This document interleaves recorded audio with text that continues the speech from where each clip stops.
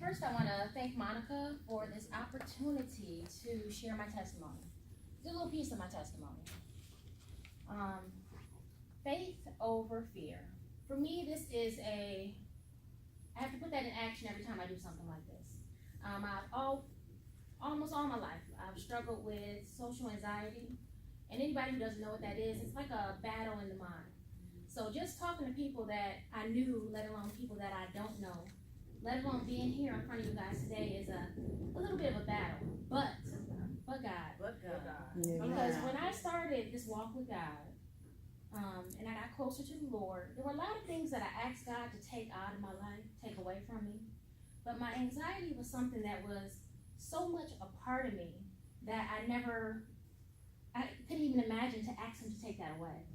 But when he cleaned me up, that was one of the things that he took away. Come on. So I'm still get nervous, but I like to That's speak it out loud just so all I right. to make the enemy go somewhere and sit down, because he's not going to stop me from sharing what I have to share with you guys. Amen.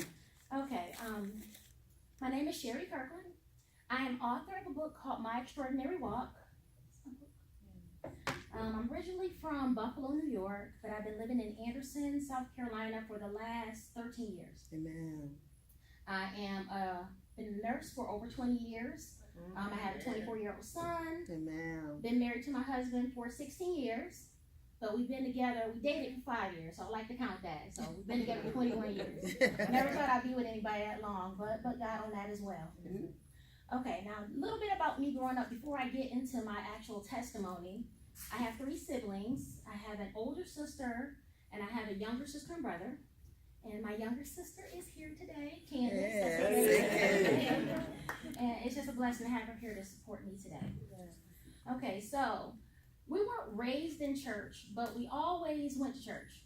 Never with our mother, though, which is a blessing, but we always had a friend or a family member or somebody to take us to church somewhere.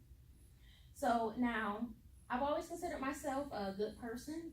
Most of my adult life, I've attended church, tithe payer, paid my offering, even the secretary, taught Sunday school. And I say that just to let you know that I am an average, normal girl. There's really nothing special about me. Well, maybe just a little bit something special about me.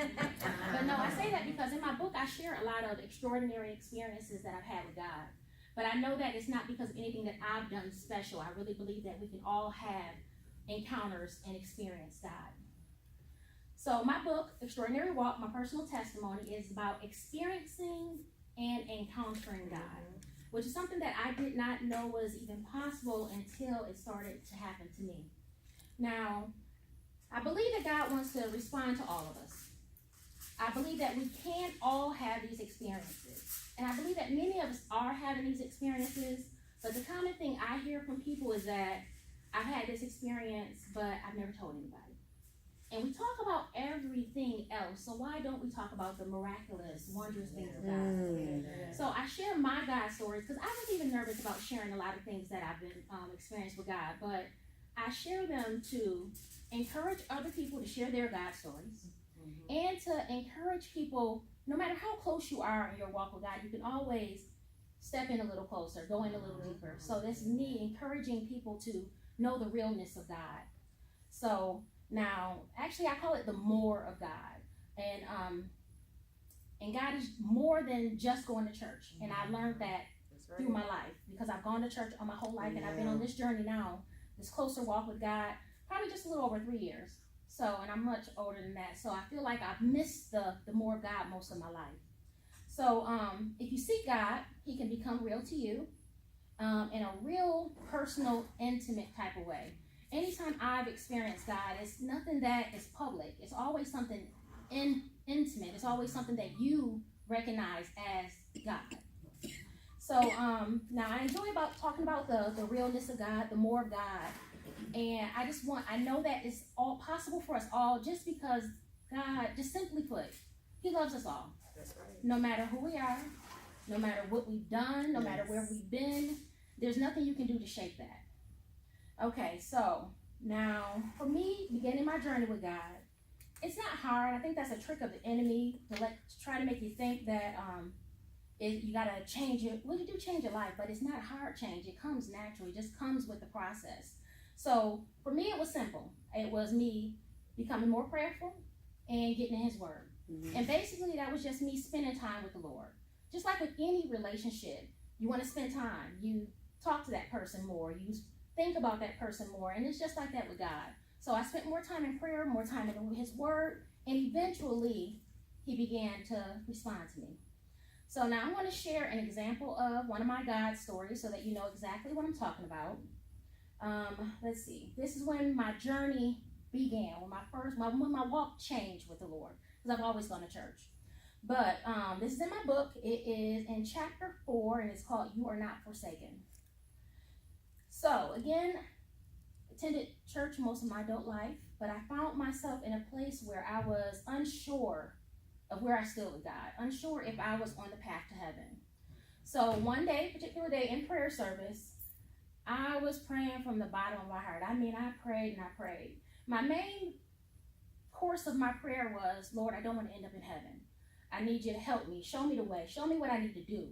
But I was kind of going over that over and over because it was like just in the pit of my soul, I really just wasn't sure of where I stood with Him.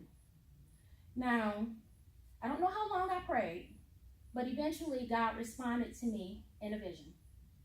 Now I'm going to tell you what I saw first, and then I'm going to go a little deeper into the vision. I saw a person in a bed from the knees down, covers over their feet, small welded room, and a hand coming down. Now I'm going to go deeper into that, but I just want to tell you that was my first vision, but my experience with vision, I just want to tell you how I know when I'm having a vision from the Lord versus just a random thought or a creative imagination. For me, it's always like a flash. It's very quick, but it's an idea or it's a thought or picture that I cannot hold on to. But with me, the picture has depth. It has feeling, it has emotion, and it comes with certain knowings. So I knew more than what I just saw in that quick flash.